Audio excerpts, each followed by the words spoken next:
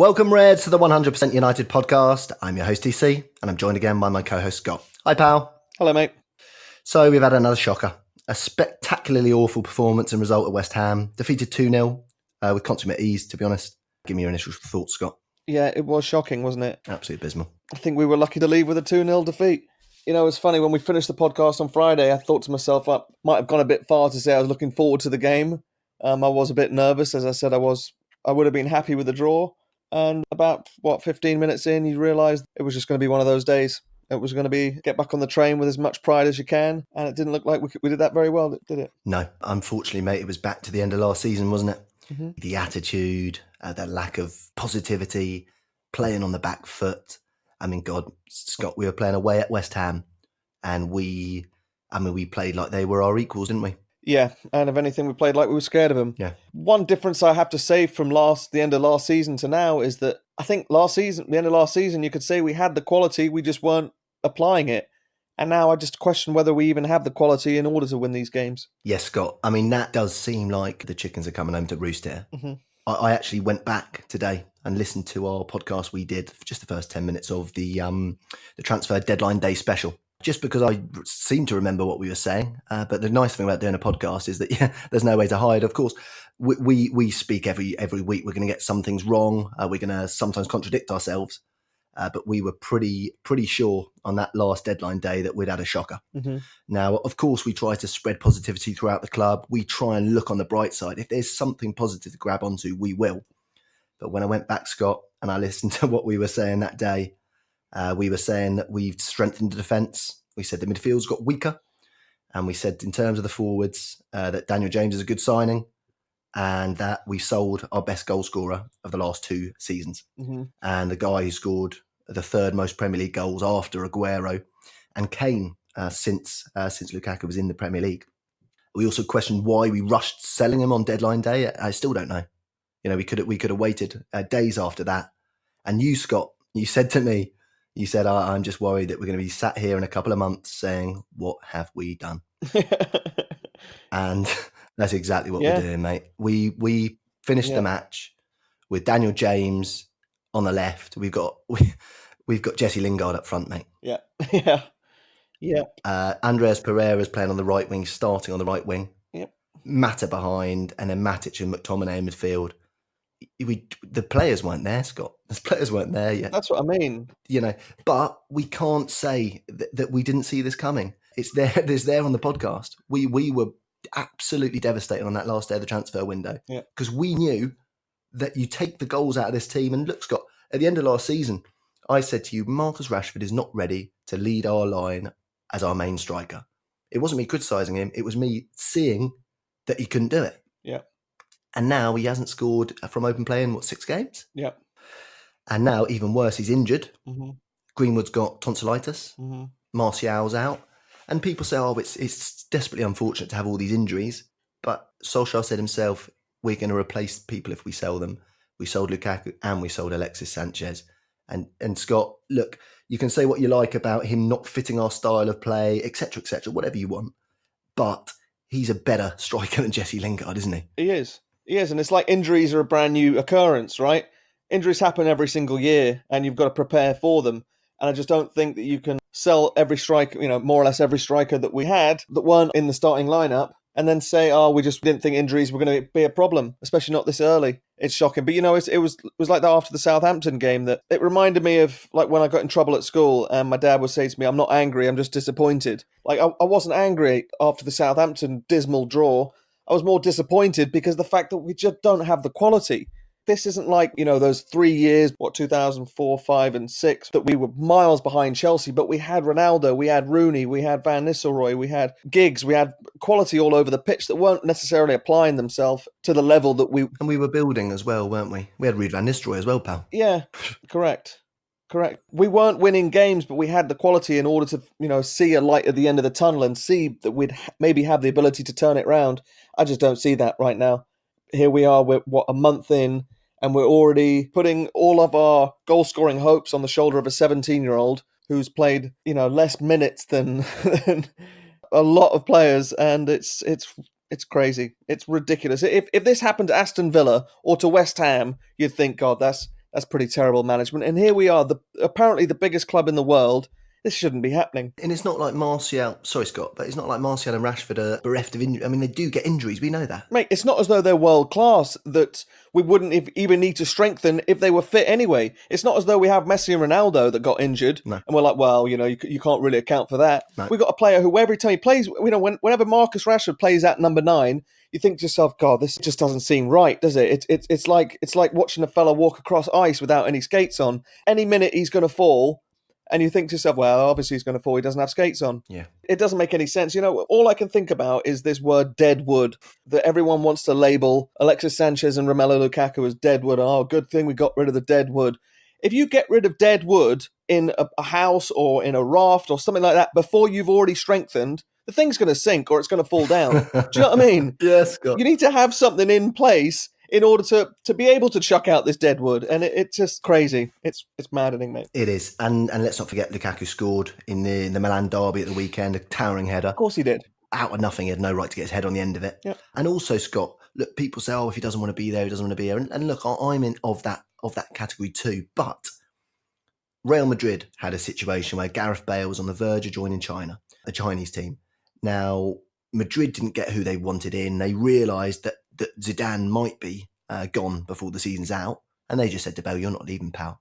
And now Bale has to play, and he has to play well, because otherwise he's not going to get the move and the lucrative move somewhere else anyway. So he's going to behave himself and he's going to do all right. And like I said to you, Scott, if I could have Bale on the right wing or Pereira on the right wing, I'd definitely have Bale. Of course. And we could have had him. Yeah. But also I'm going to say PSG, Neymar, they wanted him out. Barcelona wanted him. They tried to get it done. He stayed there. What's happened? Scored an overhead kick the other day, scored another one at the weekend. And everyone says, we wouldn't be a big club if we keep players who don't want to be here. So who are the big clubs? Because if Real Madrid aren't a big club and PSG aren't a big club, who's a big club anymore? Yeah. I mean, I don't even think you need to look elsewhere for these examples. Paul Pogba didn't want to stay, but we said to him, listen, you can't leave because you're so important to our team and we need you. But then you let Lukaku go because, he doesn't really want to be here. But it's not as though we had anyone to be able to replace him. And here we are, it's 7 games in, and we're up slack alley, as I like to say. Yeah, we really are, Scott. We really are, mate. I mean, we said, didn't we? We said even a Ben Yedder or a Mandzukic, if we could get a right wing or a number 10 into, that's what we were talking. Look, you look at any decent team, apart from maybe Milan of the early 90s when they won the title, Serie A, scoring only 35 goals and conceding 15, I believe. Which was mental. They were just the defensive oracles of the game at the time. Mm-hmm. And Italy's a different story anyway. But in general, we look at Barcelona. Barcelona just make sure that at all times they've got 3 world-class strikers. Mm-hmm. It's going to be, Henri, Eto'o and Ronaldinho, and then Messi comes along and one gets pushed to the side, and then Suarez and Neymar and Messi. And now they've got Griezmann, Messi and Suarez now instead. Mm-hmm. And they've still got Dembele on the books. Well, there you go. But so Dembele's the total reserve, just like really like Marcus Rashford should be right now. He's 21 years old. He should be in and out of the team. Instead, he's played every single minute of every single game. I don't know why he played in Europa League. And surprise, surprise, he's got a bloody injury. Mm-hmm. Yeah. Let's be honest, though, TC. We had a chance, 20 minutes gone. He was completely clean of the defence. He was one-on-one with the goalie and fluffed it completely up. And if that was a world-class striker, we would have been 1-0 up there, mate. I know. It's not as though he is the old-school Ronaldo, or Messi or Cristiano Ronaldo, someone who we can unload all of our goal-scoring hopes and all of our goal-scoring requirements on his shoulders. I don't even think he's good enough to be able to score 25, 30 goals a season. He's not, Scott. And youngsters need experienced heads around them. We said it again and again. We talked about the class of 92 and the fact they came into that team that had those leaders, that experience in there. And our team at the moment doesn't have that. And it's verging on insanity at the moment, really, Scott. I mean, we are really relying on Daniel James at the moment to create a bit of magic to rescue us. That's what's happening at the moment, isn't it? Mm-hmm. It is. And, mate, I love Daniel James. I love his attitude. I love his directness. I think he's a great player. But again, he should be on the bench. Yeah. Daniel James should be on the bench. He should be coming on, learning about United, coming on and causing havoc for 20 minutes. Everyone raving about it, and I'm not having to play 90 minutes in the Premier League and bloody carry the world's biggest club. Yeah. At the time, we said it's a great signing, 15 million quid from Swansea. But the realistic aspect of it is we signed someone from Swansea, we signed someone from Crystal Palace, and we signed someone from Leicester. Wan-Bissaka was absolutely superb on Sunday, mate. He was. Again. That challenge he made at left back was absolutely outrageous. I thought he was steaming across. This is the only thing that's going to make me happy today. He was steaming across, and I thought, oh, okay. Is he going to make it? I was thinking, is he going to make it? And then suddenly, before I knew it, he steamed in. I think that was the happiest I was all game, Scott. Yeah. I saw a graphic before the game of the amount of tackles that United players have succeeded with this season. And it was like 5, 5, 8, 8. And then he's top of the list with 28. So he's got 20. Before the Sunday, he had 20 more tackles than the second place. He's just a different animal, isn't he? Sorry, you mentioned those three players. You mentioned we get Wan-Bissaka from Crystal Palace and Maguire from Leicester and Daniel James from Swansea. Those three players from teams who you expect are well below us in the pecking order. They've come in and made our team so much better, right? And you think of back in the day, we bought Juan Veron, who was a world-class midfielder, and he came in and he didn't really improve the team, did he? Because our team was already fantastic as it is. And you're talking these three players from mid-table teams or teams in the lower division have come in and made everyone around them in our team look awful. And it just shows the current standard of our team, that you can buy a player from Crystal Palace or from Leicester and they come in and make your team twice as good. It's awful. That's a great point, Scott. My one worry at the moment, mate, and I'm not going to carry on in this bloody negative string here, but my one worry is that this is going to spread into them. You know, we're as you say, we're only a few games in. Wan-Bissaka, Maguire, James, they're giving it their all. You know, my worry is they get sucked into the black hole of negativity and they start going down as well. You know, we need to be improving and bringing everyone along with us. We can't have three players on the team giving the right attitude. Yeah. Actually, I've got a caveat that Scott McTominay's attitude was superb on Sunday as well. Yeah. The saddest thing for me, Scott, was when McTominay was decided like no one else is going to do it, so I've got to turn into the guy to carry the ball here. It's not his game. He's not very good at it. And he was just like, well, no one else has got any drive here. I've got to take it on my shoulders. So he did. Yeah. And he's not very good at running with the ball. He's not a great dribbler. I wouldn't say he's rubbish, but he's not great. But he was like, well, no one else is going to do it, so I've got to do it. Yeah. And for him to be the one doing that, I just look around and I think, what are the rest doing, man? Yeah. What is going on? You know, the last thing these young players need is pressure on their shoulders. It's the worst thing in the world you can give to a... Of course it is. You think back the class of 92 when Fergie brought all, Scholesy and Beckham and the Nevilles in and Nicky Butt. The first game of the season, they got smashed away at Villa. Yeah. And Hansen said those famous words, you can't win anything with kids. Yeah. And right then, all the pressure was taken off their shoulders. You know what? You can go out and play your normal game. There's no pressure on you anymore, lads. And they thrived under that environment. Yeah. And now you've got Rashford, who has got all of our hopes of goal scoring on his shoulders. You've got Daniel James, who now has all these expectations on his shoulders. And also McTominay, who's now, he's 21 years old and he is our first choice midfielder. And it's just not the right pressure to put on these kids.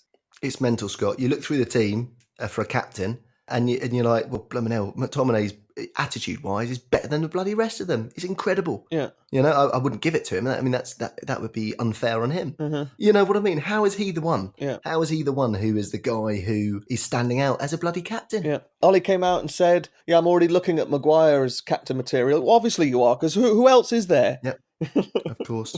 And as I said last week on the pod, Scott, for me, Harry Maguire, I love his attitude, but to me, he's a United vice-captain. Mm-hmm.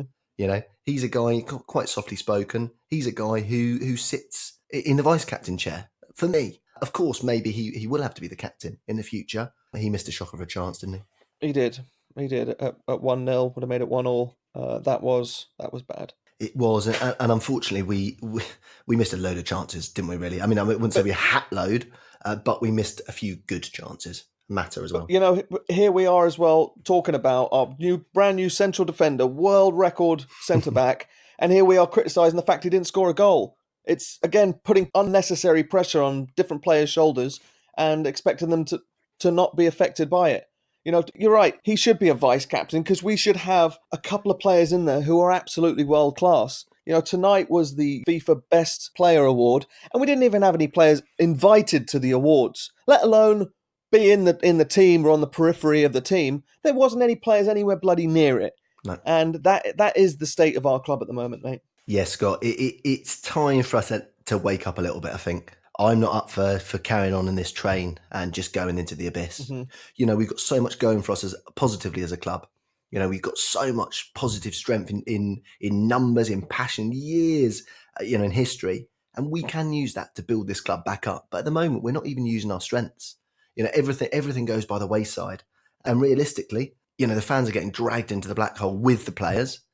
And unfortunately, mate, if we're not careful, this season could be, really, really disastrous. Awful. At the moment, mate, if we're playing these kind of players, and look, the other teams are getting stronger, Scott.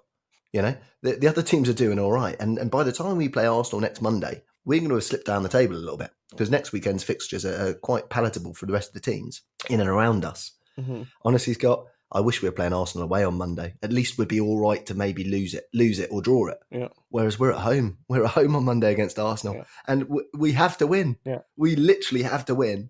Otherwise, unfortunately, the pressure is going to be mounting on Ollie.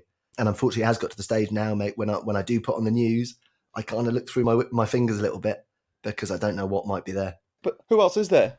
Who else is there? Don't get me wrong, mate. I'm not calling for Ollie's head at all. I know you're not. I'm just saying we're getting in a situation now where, look, we've had a disastrous end to last season under Ollie. We've had a disastrous start to this season under Ollie. I don't know what goes on in the powers that be's heads. And I know it's a possibility that they do a knee-jerk something and it's the end of Ollie. So when I click on, I'm kind of like, oh, bloody hell, I don't know what might be coming here.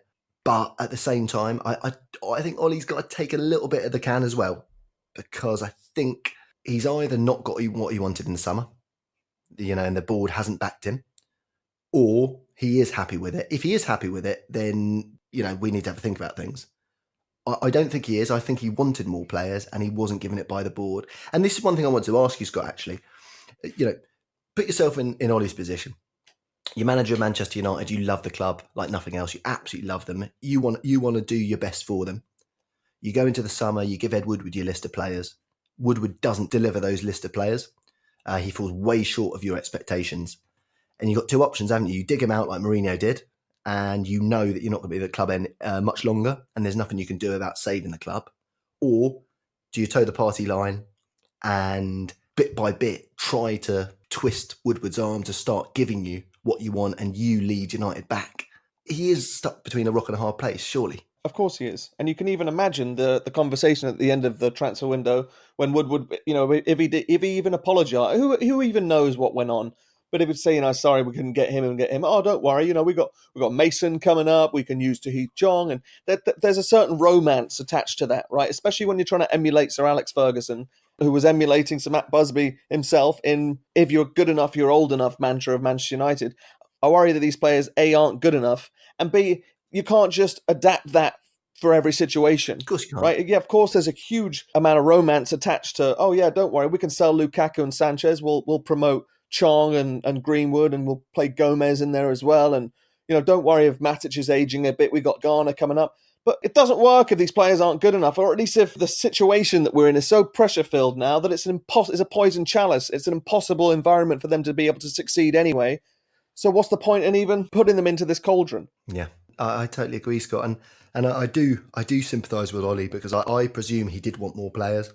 And the club, did you see the club statement that came out in a fans forum? I know the papers were bringing it out today, but it actually happened a couple of weeks ago. Mm-hmm. The club was saying basically we don't sign players for commercial reasons. It's only for the on-field prowess, etc., etc., etc. We're trying to sign the best players to get the club back to where we belong. Blah blah blah blah blah. The fact they're even saying that says something to me. Or why do you suspect that we think you're signing players for commercial reasons? Why are you denying it?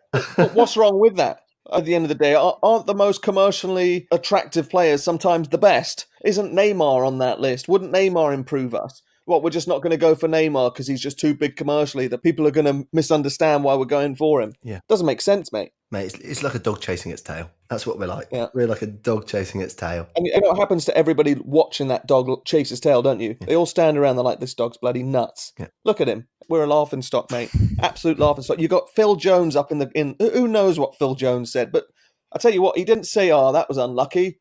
Don't worry, lads, we'll be all right. He said something, and who knows if Edward, obviously talking to the one little snippet we have of the camera going to them and look like Phil Jones said, getting sacked in the morning.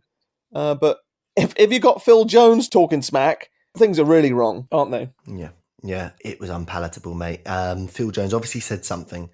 Ed Woodward turned to say something back. I know some people have said that he was talking to the woman sat next to Phil Jones. I don't know if anyone's ever been to the football. Mm-hmm. When you talk to the guy directly behind you, you never look at him. You can't. It's not possible to turn. What you do is you turn your head round and say something. Mm-hmm. I know because I've had a few Barneys in Old Trafford with people who are criticising our own players, so I know exactly what it's like.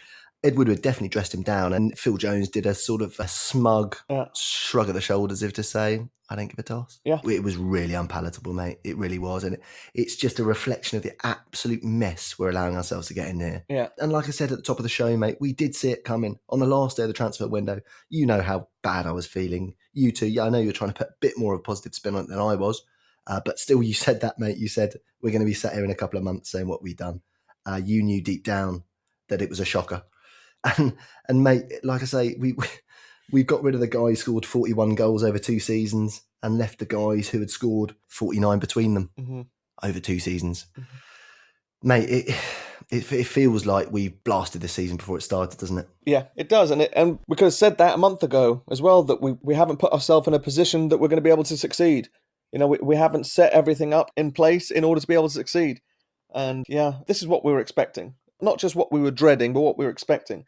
And, you know, I've always hated giving anything but a positive outlook on United because at the end of the day, I personally can't change what happens to United tomorrow. No. I mean, as much as I would absolutely love to, and it just drives you absolutely mad if you sit there and you're one of those who, you know, oh, I would do this and I would do that. Well, you're not going to be given the chance to, so we just got to live with it, right? And you've got to live with like just trying to balance that part of your life with everything else.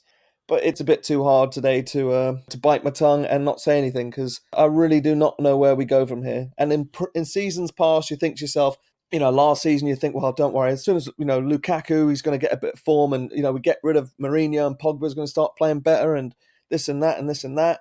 We don't even have those alternatives anymore, those hopes anymore, because I don't know if we have the quality in our team. In fact, I'm pretty sure we don't. Yeah, and I'll vouch for you there, Scott, mate. I know you only want to talk positive. I know, mate, after we lose, we don't want to do the podcast. We don't want to jump on here. We come on, win, lose or draw, but we don't want to do it. You know, we want to have positivity flowing out. And if we do lose, we want it to be like the old days where we've given our all. We're proud of the boys. We're not digging them out. And look, we really don't like digging our own players out. But at the same time, we really don't like looking at players that are not giving us any effort, wearing our red shirt and our beautiful badge. Correct. It's really shocking, mate. And unfortunately, it's so early in the season that we really could finish in an awful position this season, Scott. I mean, we really need to be careful. There's a lot of teams are getting a lot better. This could be absolutely disastrous. And like I said, I don't want to be negative, but I don't know where I can grab a positive from right now. Yeah. I really don't. The only thing we've got to look forward to is players coming back from injury. Martial comes back, Pogba comes back, and hopefully the ship can alter its course a little bit. But again, you're putting massive pressure on these 2 players coming back from injury. It's just, we just shouldn't be so vulnerable that a couple of players go and everything goes to complete pot. It's unforgivable, pal. I thought you were going to ruin our clean podcast there when you said shh. We're on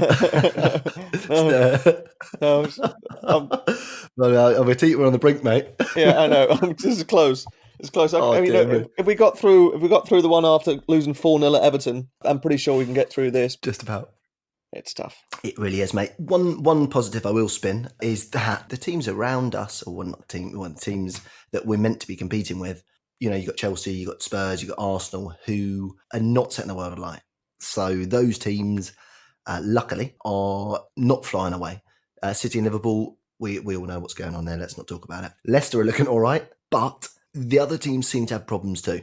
So, and honestly, Scott, looking back on the summer, I could see that. I could see that I knew Spurs would have a Champions League hangover. You know, I knew that we'd be able to get at some teams if we strengthened ourselves. I said, look, if we can just get a couple more world-class players in, a couple of, you know, really good players, not just world-class, then we can really make some moves this season, you know, and get closer to City and Liverpool and the next season challenge.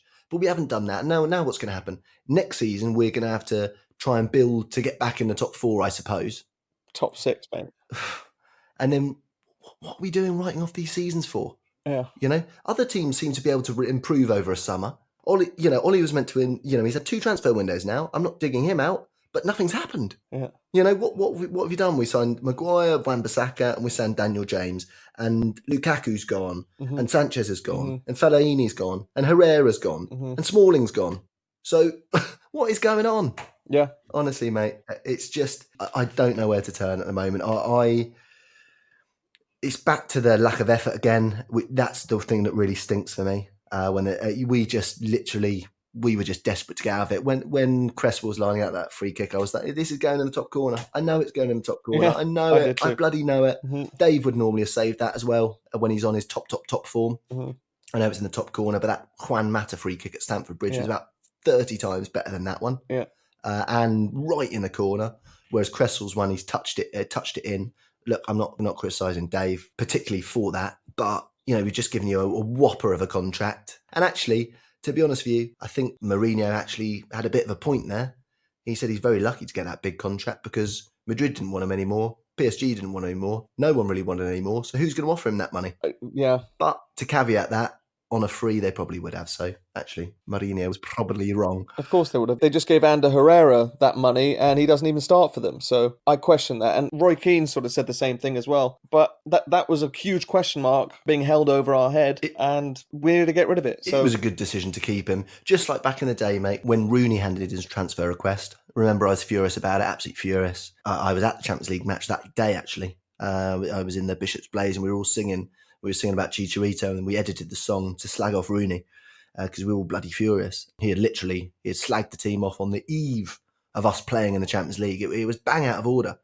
But I said to you, Scott, and I said to anyone that listen, that we can't sell him. We can't sell him because it will make us look weak. And Fergie knew it. Fergie didn't want to. But at that time, we had to keep him. Fergie wanted him out later. He was like, right, we've used you for what we need you for. Later on, we'll get rid of you, Yeah. Roy Keane was guilty of that as well. He used to throw spanners in the works at the most opportune moments for him as well, don't forget. Yeah. In the past, I'm not saying all our players have been whiter than white, and they definitely haven't. They really haven't. Look, we've talked about it before on the pod that Scholesy refused to play for the reserves before. Look, all I ask is that when we're on the field, we give our all. And also as a club, we get back to the fact that we actually keep things in-house. It's just such a mess now, isn't it? You got the top headline in the Mail today is Phil Jones and Ed Woodward, and a lip reading expert. And then the sad thing is, it looks like the video in the first place was started by United fans. So we're actually damaging our own club now. Mate, you got people arguing with Rio Ferdinand in the car park because they are screaming Ollie out and he's stopping to defend him. It's a laughing stock, complete laughing stock. But back in the day, you'd say all we want is the players to go out and show the right attitude and this and that. But even going one step further, we trusted the chief executive of David Gill, or before that Martin Edwards or what have you, that they would put the best players in a United shirt in order to be able to do that. And I just don't see that anymore. I don't see football being first in the Manchester United enterprise anymore. You look on our website, we've got more sponsors than players with international caps. It's ridiculous. Yeah. Not even world-class players, just players with one cap. And I'm losing patience with it, mate. You remember when you'd have all our reserves would be off on international duty. Mm-hmm. We were literally back in the day. But let's not forget Ed Woodward facilitated the takeover of Manchester United on debt. Mm-hmm. So Woodward, from the get-go, has been in the pocket of the Glazers. He's been their right-hand man. Mm-hmm. He's the one who arranged this dirty takeover, where the Glazers didn't give any of their cash down and basically just filled their pockets for the rest of the time. Yeah. So anyone who thinks that Woodward is there for the taking, I think they need their heads checked. It's either the whole lot come down or none of them are coming down. Absolutely. Some stories saying that Ed Woodward's position is under review right now. There's no chance. I mean, I think Thursday that the end of quarter financials are out. There's a big meeting about it, and I guarantee he'll be put up for another raise, and everything will be fine. He just a puppet, and I think the sooner we can get rid of him, the better. But he's not going anywhere. And this is another thing I was saying earlier: is the more people want to get rid of Ed Woodward, you're just going to drive yourself mad because he's not going anywhere. At least while the Glazers are in power, and it's just going to drive you mad. There's another thing actually you said on that deadline day special podcast, Scott, is you said that we've been talking for ages about getting in a director of football. It looks like it's never going to happen. And again, Scott, we were talking about a director of football before last Christmas. That's when it was first floated. Mm-hmm. We're not even nearly having one. It was before that. It was actually at the summer, wasn't it, when Mourinho was complaining that he wasn't getting his targets and that no one at the club knew anything about football. Yeah, and look, there is a decent candidate that has been touted in Edwin van der Sar. I mean, for me, he ticks many, many boxes, and I wonder whether people just don't want to work for Woodward. Probably. I wouldn't doubt that either. You've also got Patrice Evra taking to Instagram to say, wherever you guys need me, I'm here to do a job. I mean, it's crazy. It's insane. It really is. We're an absolute laughingstock, mate. We are, and I hear people saying that, maybe we should move Ollie up to director of football and put someone else in them. If Ollie's not good enough to manage United, then we just say, look, we'll just remember your playing career. Let's just forget about that. I still bloody love you. You're still my favourite. Don't you worry about it. That's the end of it. You don't put him in director of football. We're not a charity. Either Ollie makes it as a manager or he doesn't. And I pray and I hope to the high heavens that he does. It would be the best. It would be the best ever. But you don't take someone who's failed as a manager, because he would have if we were moving out of the manager position and moving him into blooming director of football, especially when he hasn't signed any bloody players. Yeah. And that, you know what, that actually might be the real crux of the problem, is there's too much sentiment attached to it. Yeah. As much as we want to think that United is our personal thing, it's business in terms of getting results on the field. And we need to treat this more of a business in terms of taking personal sentiments out of it. And yeah, we love him for what he did in 99. I'm sitting there pointing at the picture I've got hanging on my wall that I have had for 15 years. Yeah, we love what he did in 99 and we've loved him ever since. And we loved him as a United ambassador. But is he the right man for this? And we can't just say yes because we love him. We need to actually think about it. Is this the right thing to go forward? And I'm not sitting here on the Ollie out train. I'm worried, have we made a knee-jerk reaction because of sentiment? Yeah. Well, I mean, at the moment, it obviously looks like it. You ask any rival supporter, and they absolutely love it. Luckily, we both live off the grid, if you like, so we don't have to put up with the banter in England that comes our way. Mm-hmm. But from what I hear, everyone else loves the Ollie at the wheel thing now. Mm-hmm. They think it's fantastic, and that's their big game. They love saying keep Ollie at the wheel and the rest of it. I don't hear it much. Of course, I was a Wenger in person. Yeah, just for the banter, as were you. I know. Oh yeah. I hated the guy. But if you think about it, when we sacked Mourinho, we just needed someone to come in and get behind the wheel and just steady the ship for a little bit. I know, you know what I mean, though. It was so easy, sorry. I know. And then he comes in, he gets 12 out of 13 wins, and we think, well, this might be the answer. And now here we are. It's too much to go back on it, and it's definitely too quick to go back on it. But when we hired Fergie in November 86, didn't do anything until 1990. That was a good 3.5 years of abject performance, a poor squad, and building what he wanted. And are we in a time that we don't have that much patience? I think so, but I don't think we can get rid of him. Yes, I mean, I think the thing is with Ollie, he's got loads of credit in the bank in terms of, our love, but he doesn't have a lot of credit in the bank in terms of, if you look at his track record, I mean, in terms of us looking at it and in terms of the players looking at it too. So if things did or do or have started to go south, then immediately, your players on the periphery, such as Phil Jones maybe, start going, well, he doesn't know anything. Because he's, what was he ever done? Mulder and Cardiff. Mm-hmm. Phil Jones doesn't care. He scored in 99. Phil Jones doesn't care that he did all those magical things as a player for us and, his attitude as a player for us. Mm-hmm. He doesn't know that. So, is that another thing? Does he have enough credit in the bank with the players as well? Sure, they might like him, but they're not being honest and good to him, are they, with their performances? No, it's one thing learning from Sir Alex and coming in and just trying to do things the way Sir Alex did and try and be the manager that Sir Alex was. But you're not him, and you don't have the respect that Sir Alex managed to get from his players and the reaction he'd get from players from doing certain things that I don't think you can come in and just act like someone because you're not them. You're right, Scott, and I was thinking through this, and look, I'm not Ollie out. I'm United up. That's what I am. United to the stars. However we get there, that's what I want. But you look back and look, we've had the manager. I was thinking, what would be the reaction if we had a manager who does have credit in the bank? Well, we did. I mean, 1 year ago, Jose Mourinho, Mm-hmm. the most successful manager of the modern era. Yep. And look what happened to him. He got gobbled up into the black hole with it. Mm-hmm. Louis van Gaal, same thing. David Moyes dug his own grave. Let's not. But mate, looking through, I'm like, well, if Van Gaal didn't work and Mourinho didn't work and Solskjaer doesn't work, I mean, where are we turning next? I mean, where are we turning? But what I would say, and I did think this, is that this whole thing that people say about, we signed superstars already in Sanchez and it didn't work, so let's not sign superstars. Again, let's not go down that road. There's some superstars who will work. There's some superstars that won't work. Let's not go down the route of saying, we shouldn't get an experienced, powerful manager if they're there because it didn't work with Mourinho and Van Gaal. It's bizarre. We kind of just go from one extreme to the other almost. Yeah, you're right. It's frying pan for fire. Yeah. And obviously now, look, the problem is everyone's loving it. Sky have employed Roy Keane now, haven't they? Yeah. Basically, just to slag us off. Yeah. I mean, that's why they've done it, right? Well, for years they had Souness doing that job, but now things are so bad that we've got our own old players turning against us too. And our ex-manager, Mourinho, too. Yeah, of course. So they've got Mourinho and Keane in there.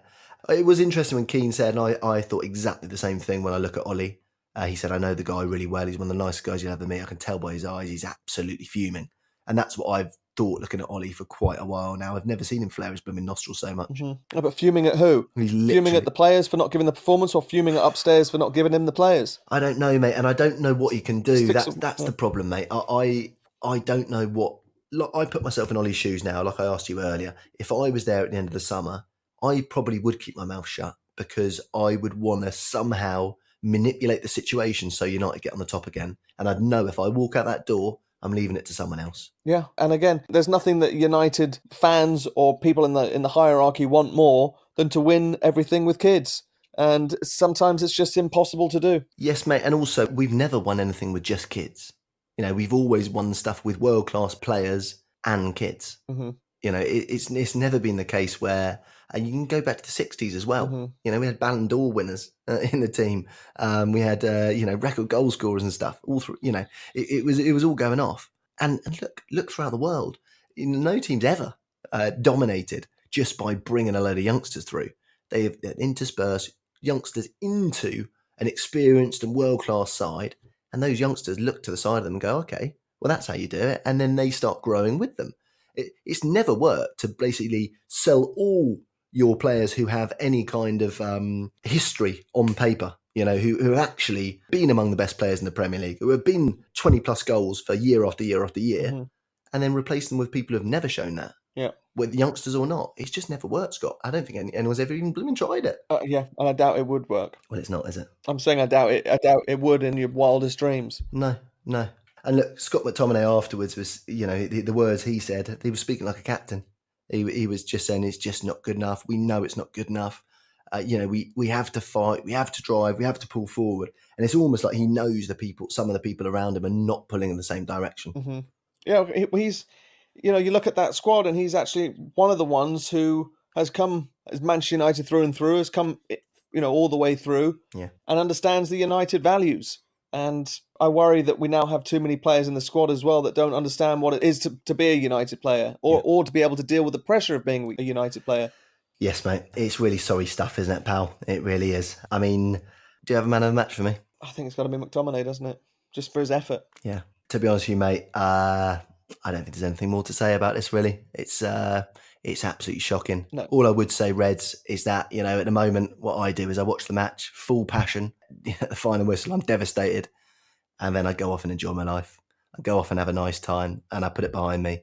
And I'm not going to let week after week this ruin my whole life, like I used to back in the day. Yeah. So my advice would be is just go 100% when we're playing. Of course, I'm back on for the podcast. So, I'm back in that zone, unfortunately. But we're used to United sort of being a magical addition to our lives, aren't we? We're used to having like a nice life, and then United at the weekend's an extra blooming brilliant thing that's a lovely addition to our life. And it will be one day again. It really will. Don't you worry. Things change quickly in football. But my advice would be give it 100%. Support the boys when they're playing. Be emotional when it's on. Give yourself half hour, however much you need, and blooming have some fun, because we can't do this every week.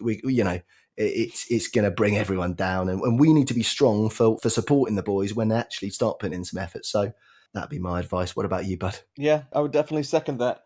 just show patience, right? It took Fergie a few years to be able to get a squad that echoed his visions on the pitch, and we just need a bit of patience. Nothing has come good from knee-jerk reactions, No. And we just need to take that with us.